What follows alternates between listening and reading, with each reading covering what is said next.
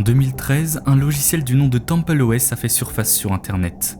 Il promettait à ses utilisateurs de parler à Dieu via un jeu au graphisme simpliste et coloré. Bien qu'ils aient rapidement compris qu'ils ne conversaient qu'avec un robot programmé, ils ont été stupéfaits d'apprendre qu'une seule personne était derrière ce projet titanesque, représentant plus de 10 années de travail acharné. Leur curiosité les a poussés à s'intéresser de plus près à son créateur, les entraînant sans le vouloir dans l'un des plus grands labyrinthes d'Internet. Qui était cet homme ? Quel lien entretenait-il avec Dieu ? Quel secret cachait-il réellement ?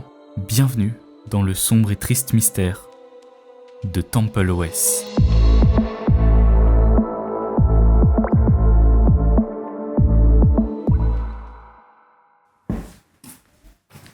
Vous voyez ce gars-là, c'est Vision. Il est en train de chercher une plateforme pour vendre ses produits. Pour l'instant, il est hésitant. Et c'est parce qu'il n'est pas encore tombé sur Shopify. Shopify est une plateforme de commerce tout en un, facile d'utilisation et qui permet à n'importe qui, quelles que soient ses capacités techniques, de créer, développer et gérer son entreprise. Que vous vouliez vendre votre art, des livres ou même des vêtements, Shopify est la solution qu'il vous faut. Il fait que de bugger ce site 2. Et ça évitera ce genre de situation. Et oui, en plus d'être attractif, il facilite la création d'un shop avec de nombreux outils, notamment le checkout le plus performant du monde. Ils soutiennent plus d'entrepreneurs que quiconque dans le monde. Des millions d'entreprises dans 175 pays. Votre confort, c'est leur priorité. Alors pourquoi attendre ? En tout cas, lui, on dirait qu'il est bien parti. Les gars, Shopify m'a sauvé la vie. Regarde, grâce à eux, j'ai pu créer mon site sur lequel je propose des ressources en montage vidéo. En plus de ça, c'était vraiment super simple d'utilisation et c'était vraiment super rapide à faire. Donc non, franchement, je regrette absolument pas mon choix. Franchement, chapeau. Vous voyez cette réaction ? C'est une réaction normale chez les créateurs. Et vous aussi, vous voulez tenter l'expérience ? Alors profitez d'un essai gratuit avec le lien shopify.fr/vision. Et inutile de venir me remercier chez moi. Votre satisfaction fait la mienne.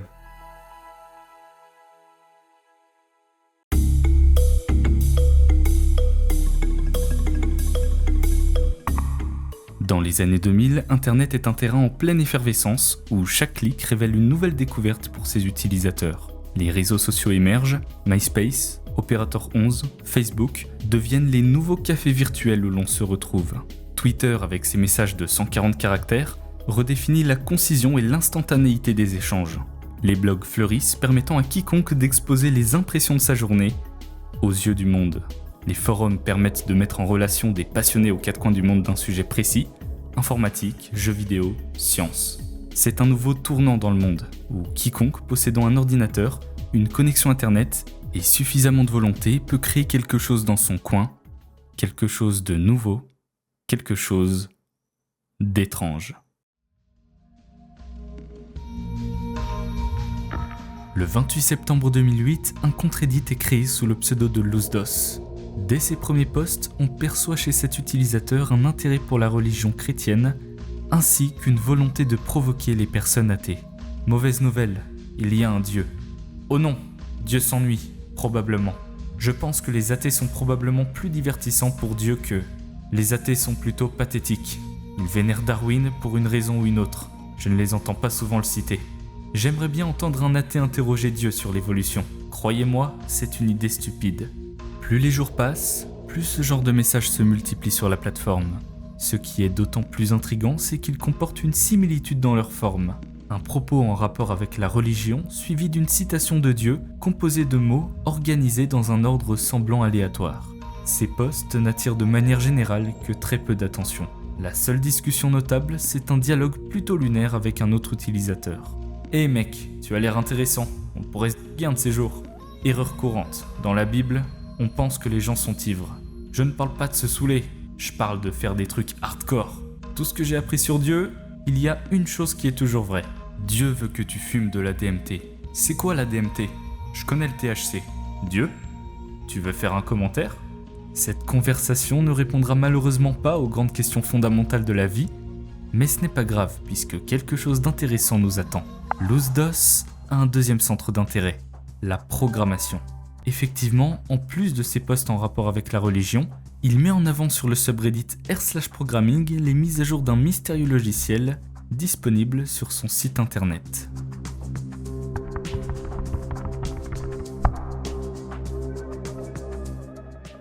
Trivial Solutions Corporation, The le LoosDOS 64 bits PC Operating System, un terrain de jeu pour les programmeurs.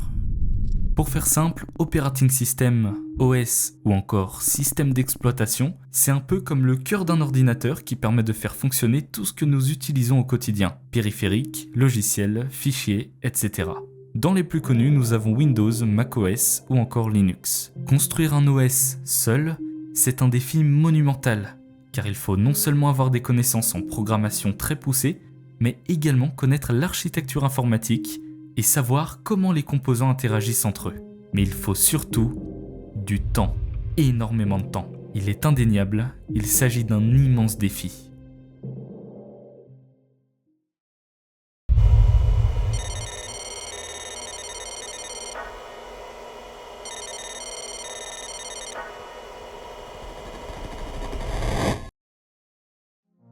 Voici LoosDOS.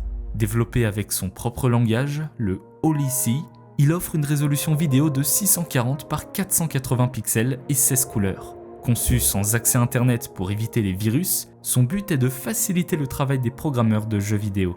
L'utilisateur a d'ailleurs créé divers exemples comme un simulateur de vol, un jeu de tir, un jeu de ski, un autre jeu de tir et bien d'autres modèles tout aussi originaux. Mais le programmeur derrière ce bijou technologique ne se contente pas de fournir des modèles de jeux basiques. Il propose également des modèles prédéfinis de musique pour accompagner la création d'un jeu.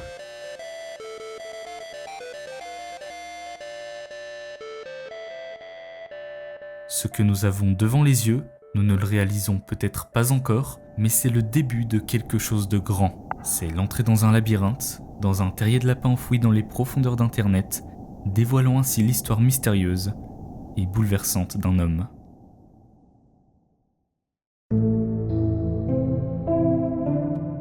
Terry A. Davis. Voici le véritable nom derrière LoosDOS. Bien que son identité soit restée obscure sur les réseaux sociaux jusqu'à présent, c'est sur son site internet que nous allons en apprendre davantage. Découvrons son passé, qui il est vraiment et le point de départ de son basculement.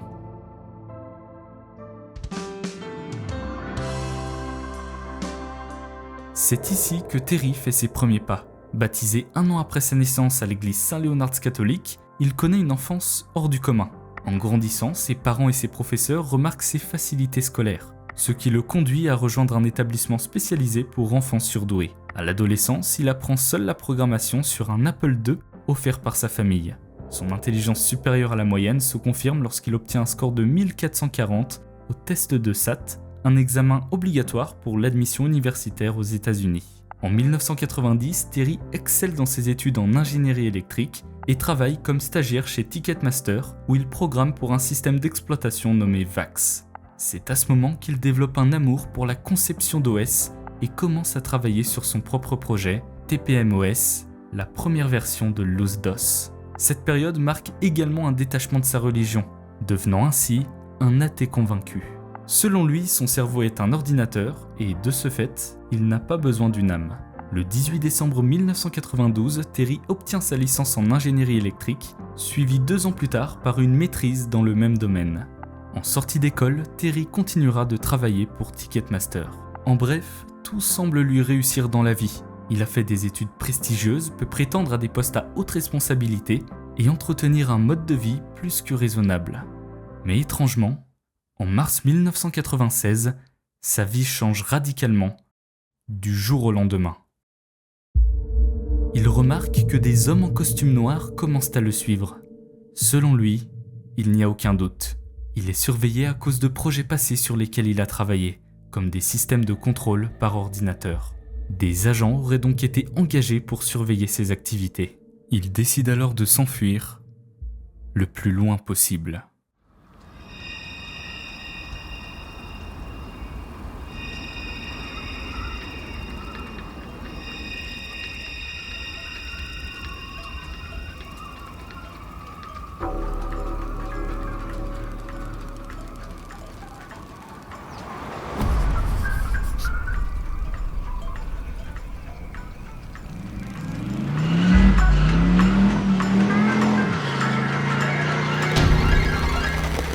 Terry croit que la radio parle de lui, que les hommes en costume sont toujours à sa recherche.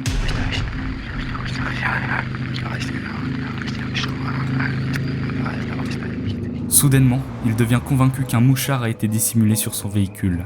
Il décide alors de s'arrêter et de descendre après plusieurs heures de route.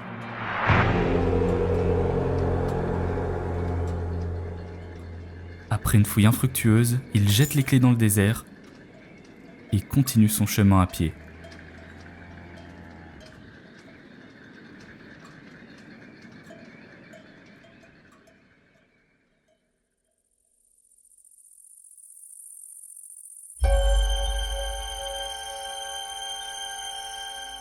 Peu de temps après, un policier remarque Terry sur la route et s'arrête à son niveau. Constatant son état alarmant, il le fait monter à l'arrière du véhicule. Mais alors que la voiture commence à accélérer, une nouvelle pensée complotiste traverse son esprit. Il ouvre la portière et saute, se cassant une clavicule. Terry ouvre les yeux et entend les médecins autour de lui. Convaincu d'être à nouveau victime d'un complot, il s'enfuit de l'hôpital malgré son état. À l'extérieur, il tente de voler un véhicule, mais la police l'intercepte et l'amène en garde à vue. Dans sa cellule, il ne se laisse pas pour autant abattre. Déterminé, il essaye d'ouvrir la grille en prenant ses lunettes et en les insérant dans une prise électrique, pensant que cela ferait disjoncter le système et ouvrirait la porte. Évidemment, cela ne fonctionne pas, et pris sur le fait, Terry, sans aucune explication, se dénude. Les agents, constatant son comportement incohérent, le transfèrent dans un hôpital psychiatrique. Terry, vous êtes schizophrène. Lorsque ces mots sortent de la bouche du médecin, c'est comme si son monde s'effondrait autour de lui. On lui explique que sa réalité est perturbée et que tout ce qu'il pense être réel n'est en fait que des idées délirantes. Inutile de préciser que c'est un véritable choc pour lui à ce moment-là. Après sa libération et sous suivi médical, il retourne vivre chez ses parents à Las Vegas, qui l'accueillent à bras ouverts. Son emploi chez Ticketmaster est de l'histoire ancienne, et vit désormais grâce à une pension allouée par l'État. En juillet 1996, 3 mois après l'incident, son état se stabilise et il décide de réemménager dans son appartement en Arizona. Sans emploi, il lance sa propre entreprise et projette de concevoir une fraiseuse à 3 axes.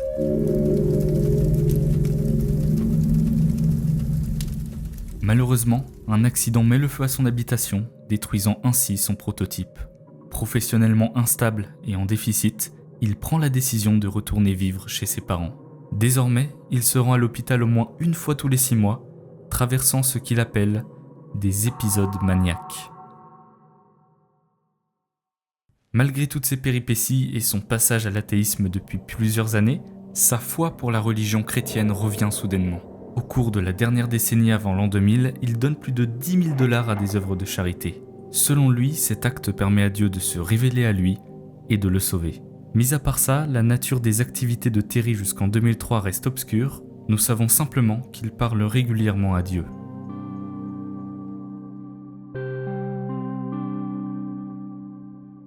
En 2003, un événement inattendu bouleverse son quotidien. Terry affirme avoir reçu une révélation divine.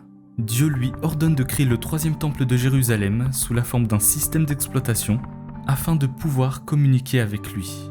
Sans s'en rendre compte, son trouble schizophrénique progresse, le poussant à coder ce qui sera considéré par beaucoup, et lui le premier, comme un véritable chef-d'œuvre.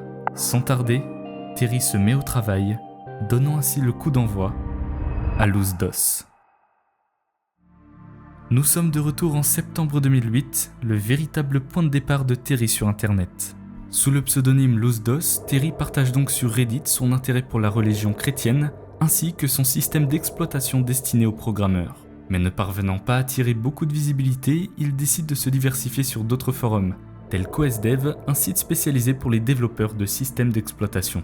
Le 29 novembre 2008 à 7h10 du matin, il écrit « Vous pourriez être intéressé par le système d'exploitation Luz Dos comme point de départ pour votre propre projet ou pour des idées. Il est en 64 bits et comprend un compilateur assembleur 64 bits que j'ai écrit. C'est du domaine public et open source. J'ai essayé de rester simple et j'ai innové beaucoup de choses. » Terry est fier de sa création. Et pour une fois, d'autres utilisateurs commencent à lui prêter attention. 1h30 plus tard, il reçoit déjà des réponses. Je ne l'ai pas encore lancé, mais en regardant les captures d'écran, waouh! Merci, j'espère que ça fonctionnera pour moi. Des réactions supplémentaires ne tardent pas à arriver, avec des utilisateurs intrigués par le logiciel et d'autres rencontrant des difficultés avec. Malgré la passion de Terry pour la création de l'OS-DOS, son système d'exploitation n'est pas parfait. Certains utilisateurs lui font part de leurs critiques et lui proposent des conseils, ce qui ne plaît pas du tout à Terry qui va jusqu'à les mépriser. La première chose que j'ai faite a été d'écrire un assembleur et un compilateur pour être indépendant. Il m'a fallu 1 an pour arriver à ce point. Vous travaillez probablement à temps partiel ? Je suis à mon poste depuis 5 ans à temps plein. À partir de ce message, ce qui était initialement qu'un simple fil parmi des centaines sur la plateforme, se transforme en un lieu de conflit qui dépasse le cadre de la programmation. Seulement 4 jours après sa création, le fil est verrouillé par la modération. Terry révèle un ego surdimensionné, un trait de caractère qui se confirmera avec le temps. Malgré le fait qu'il soit bloqué, il continue de promouvoir son logiciel sur les mêmes plateformes, mais sous différents pseudonymes, et également sur d'autres plateformes. Mais inévitablement, il est régulièrement banni pour les mêmes raisons. Désespéré, il va jusqu'à tenter de se faire passer pour un utilisateur enthousiaste de son propre travail, afin de continuer à promouvoir ce qu'il considère comme le chef-d'œuvre de sa vie. Dans sa volonté de se faire connaître, Terry essaye une nouvelle approche en publiant des vidéos tutoriels et des démonstrations où pour la première fois, nous entendons sa voix. This is LoseDOS, a 64-bit operating system for the IBM PC that's free and open source. It's designed for recreational programming. Twitter est également une plateforme où il fait acte de présence en promouvant une énième fois ses mises à jour, mais c'est un échec. Après avoir commencé à chercher la reconnaissance sur Internet, 2 catégories de personnes connaissent le travail de Terry. La première admire son dévouement à créer un logiciel qui demande énormément de temps et d'efforts à programmer, et la seconde, consciente de son ego surdimensionné, qui le ridiculise en raison de l'aspect obsolète et dépassé de sa création. Mais ce que personne ne sait à ce moment-là, c'est que Terry est schizophrène. Et au fil du temps, il a de plus en plus de mal à le dissimuler. En 2011, il commence à montrer les premiers signes évidents que quelque chose ne va pas. La CIA a des agents qui font du lavage de cerveau. Aujourd'hui, ils font un lavage de cerveau sur la radiomessagerie. Tuez les membres de la CIA, renversez-les avec des voitures et fuyez. Ce sont des ordures. J'ai obtenu un score de 1 en 1999. Je déteste la CIA. Elle fonctionne par chantage. La CIA sont des ordures. Il y a des acteurs saoudiens par les cheveux. Les psys empoisonnent les sites internet et choisissent des gens en 1999. Ils ont fait un doppelganger. Terry sombre peu à peu dans des délires de persécution. En parallèle, les retours concernant son logiciel ne sont pas glorieux. Le 15 juillet de la même année, Terry fait face à la critique la plus dure qu'il n'avait jamais entendue. Sur le forum Something Howful, un certain Jim Ferd commente « Messieurs, je vous présente l'OS-DOS. La définition même de ton OS, c'est de la merde. Ce système d'exploitation est sans l'ombre d'un doute un morceau de merde. Voici, je vous présente l'après-midi de mon jour de congé sous forme de capture d'écran. » Dans le fil de discussion, Terry n'est pas présent, mais nous supposons qu'il a une énième fois réagi par la violence, puisqu'un jour plus tard, il précisera s'être fait bannir de la plateforme en question.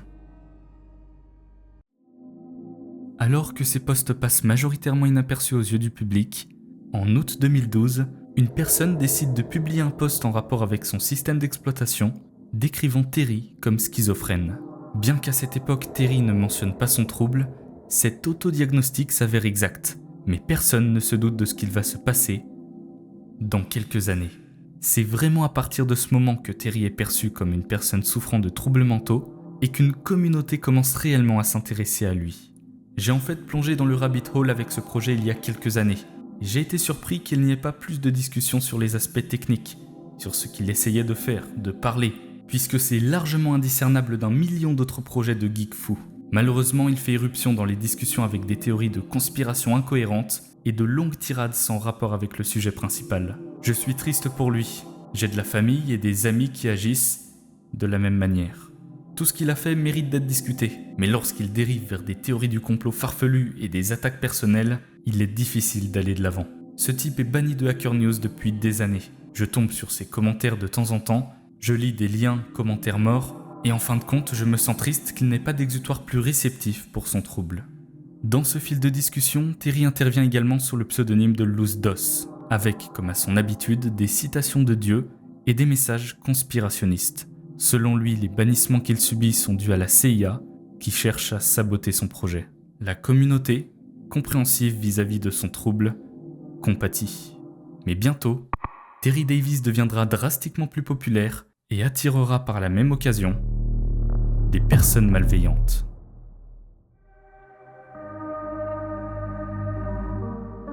Terry réalise la plus grande mise à jour concernant son système d'exploitation et lui donne un nouveau nom, le nom pour lequel son logiciel obtiendra de la renommée plus tard, j'ai nommé Temple OS.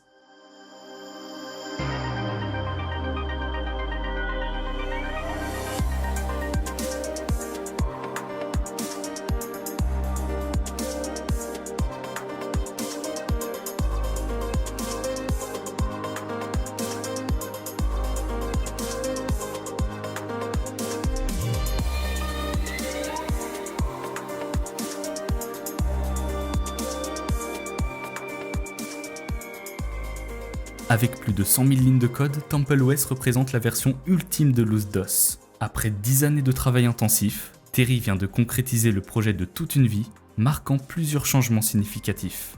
Tout d'abord, cette version inclut un jeu particulièrement cher à ses yeux. Ce jeu, c'est After Egypt.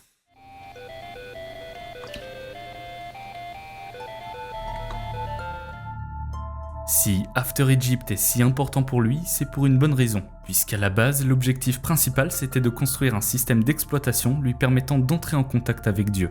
Pour lui, After Egypt est la concrétisation de cette ambition.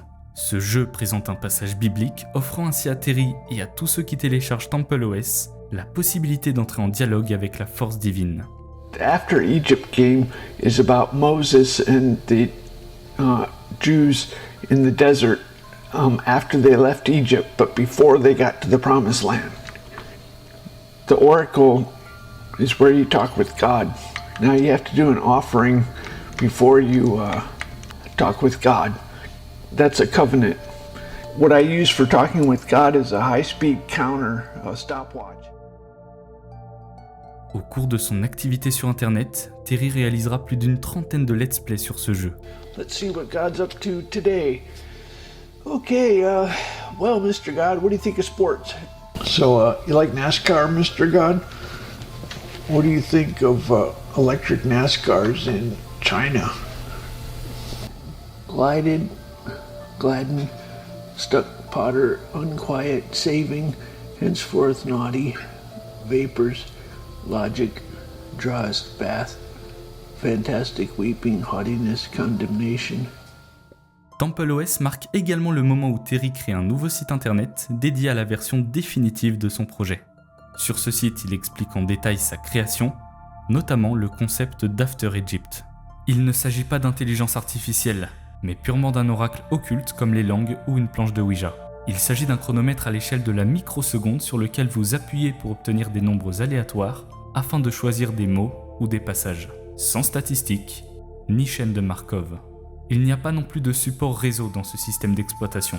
Il suffit de parler à Dieu à haute voix et d'essayer, à condition d'avoir fait une offrande telle qu'une louange, un hymne, un poème ou une bande dessinée. Faire une offrande en premier est un engagement. Vous pouvez vous en sortir en vous contentant d'une simple conversation, mais vous obtiendrez ce que vous aurez mis. Faites l'éloge des châteaux de sable, des bonhommes de neige, du pop-corn et des bulles. L'effort d'amour, c'est comme lorsque vous choisissez une carte de vœux.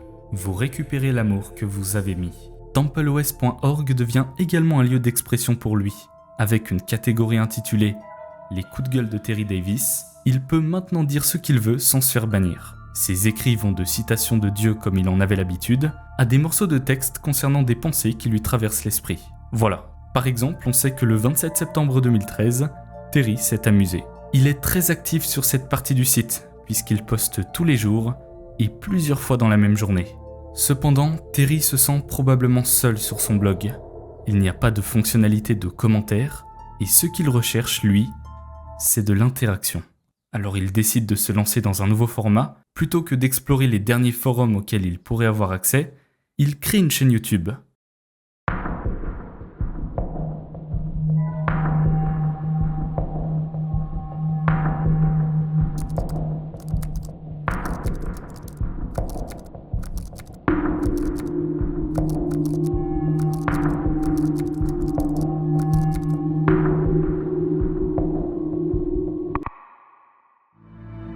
This is Temple OS. It's a 64-bit PC operating system. It has an oracle, that's why it's called Temple OS. The main purpose is for doing offerings and of hymns and art and poems and Terry poste ses premières vidéos sur la plateforme. Il commence par les fondamentaux, After Egypt, les hymnes de Dieu et un tour global du logiciel. Il lance par la suite une série composée d'une centaine d'épisodes où il s'adresse à Larry Page, le cofondateur de Google, pensant qu'il regarderait ses vidéos. Let's see. So this is for Larry Page. It's 64-bit, and the command line feeds into a C compiler. The command line feeds into a C compiler. So, actually, it's Holy C, but. Vous entendez ce bruit en arrière-plan ? Il s'agit de Perceval, son oiseau de compagnie. Il va nous accompagner tout au long de cette aventure. C'est un peu comme un personnage secondaire qui ajoute sa petite patte au lore de l'histoire. Oh, there's not a. Shut up, bird. There's not a path. En parlant d'animaux, Terry aime particulièrement les éléphants, ce pourquoi il en a intégré dans Temple OS. What do you mean better than realism? How about an elephant with blue eyes? Who needs 24-bit color when you have 16 Simpsons colors? Une particularité non anodine, c'est le fait qu'il a un rythme de vie assez particulier. Si l'on porte attention aux détails et que l'on observe l'horloge en haut à gauche de son écran, on peut remarquer que sa série de vidéos quotidiennes peut démarrer à 20h37 et se terminer le lendemain à 18h30 sans problème. Ceci est expliqué par le fait qu'il vit non pas sur une période de 24 heures comme tout le monde, mais sur une période de 48 heures. C'est lors d'une interview menée par Vice lorsqu'il deviendra plus populaire qu'il expliquera dormir 16 heures afin d'être actif sur une période de 32 heures tout en buvant des cafés pour tenir le coup. En résumé, les vidéos de Terry sont principalement centrées sur des discussions avec Dieu et des sujets de programmation. Cependant, selon son humeur, il se permet parfois quelques digressions. Tout comme sur les forums, Terry peut se montrer moqueur envers les non-croyants. You know what's funny is the doctors don't have any idea of the tidal wave of a storm that's about to hit when God is proven and all the atheists freak the shit out. You have no idea what's about to happen. I don't know if it will, to be quite honest. Basically what you're faced with is the whole world being scared shitless and terrified. Except maybe they're not as guilty as I was. So the doctors are not quite realizing what's about to happen. Anyway. Et il n'hésite pas à affirmer sa supériorité. The Pope says he has a holy kernel. I don't know. Did he talk to God in the temple, in God's official? I am Solomon's successor. You're just a pope. And I wrote an operating system with compiler. Don't even know what a compiler is. I am the best programmer on the planet. Everything I call, I wrote, including my compiler. I am the man. Dans certaines vidéos, nous pouvons également partager ses frustrations, comme ce moment où son psychologue a sous-estimé ses capacités. My psychologist thinks I don't know neuroscience and that I am not able to answer. Let me explain. I'm an expert in embedded systems, which is like assembly language and interrupts and hardware and counters and timers. And I have a degree in computer systems engineering. I have a master's in electrical engineering. Lorsqu'il réalise ces épisodes, il ne fait aucun montage, ce qui signifie que nous percevons les moments où son discours dévie. You know what Boko Haram sounds like? Boku is French for a lot, and haram is harem. It sounds like the Muslim afterlife thing. Anyway, so the CIA is keeping that secret. Not very secret. That's kind of normal for everything to be in code. Oh well. So, let's see what Mr. God says. Terry finit régulièrement par perdre le fil de son discours initial, proférant des insultes racistes envers ceux qui ne partagent pas ses opinions. It's a goddamn shrink. Think it's the brain. God damn it, they are retarded fucking ears. Cette insulte sera fréquemment prononcée par Terry dans ses vidéos, et bientôt dans ses lives, rappelant les moments où il se sentait persécuté par des agents de la CIA et utilisait cette même désignation par écrit. À ce jour, il est difficile de déterminer à quel point il croit réellement ce qu'il dit, compte tenu de son état mental. Pendant ce temps, Terry gagne en popularité, attirant l'attention de divers articles en ligne, à tel point que Vice lui consacre une interview intitulée « Le programmeur solitaire de Dieu ». Bien qu'il ne devienne pas une star internationale à ce moment-là, Terry reçoit une reconnaissance qu'il n'avait jamais connue auparavant.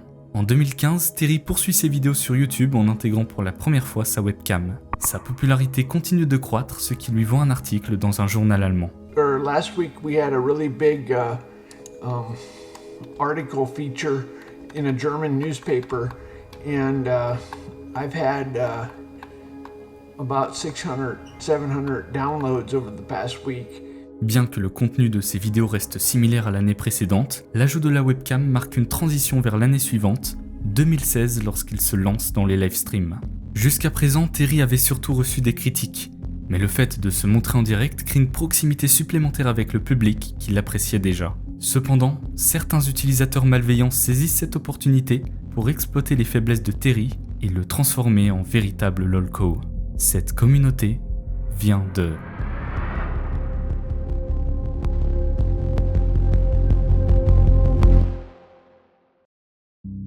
Mais c'est ici que nous allons nous arrêter pour le moment, au point de non-retour avant que le cas de Terry ne se dégrade d'année en année. Sa schizophrénie s'aggravera inexorablement, le plongeant encore plus profondément dans la tourmente. Alors je vous donne rendez-vous pour la seconde partie qui sortira très certainement en septembre. Je sais, ça paraît loin, mais j'ai à la fois envie de me reposer un peu, mais également d'avoir le temps de traiter cette partie qui demande une attention toute particulière. En attendant, je suis sûr qu'il reste des vidéos sur la chaîne que vous n'avez pas encore regardées, qui, je suis sûr, sauront vous faire patienter. En attendant, je vous remercie d'avoir regardé cette vidéo jusqu'au bout, et merci aussi à Shopify d'avoir sponsorisé cette vidéo. Je le rappelle, vous bénéficiez d'un essai gratuit à partir du lien suivant, n'hésitez pas. D'ailleurs, je suis très content d'avoir collaboré avec eux, en plus ça m'a permis de faire un tournage très cool où on a bien rigolé. Y'a pas d'air au-dessus de ta place. Le frère. Y'a pas d'air nulle part dans la pièce. Franchement, j'ai apprécié. Sur ce, je vous souhaite un bon été, de bonnes vacances. A plus. Let's see. So this is for Larry Page. The After Egypt game is about Moses and the Jews in the desert after they left Egypt, but before they got to the Promised Land.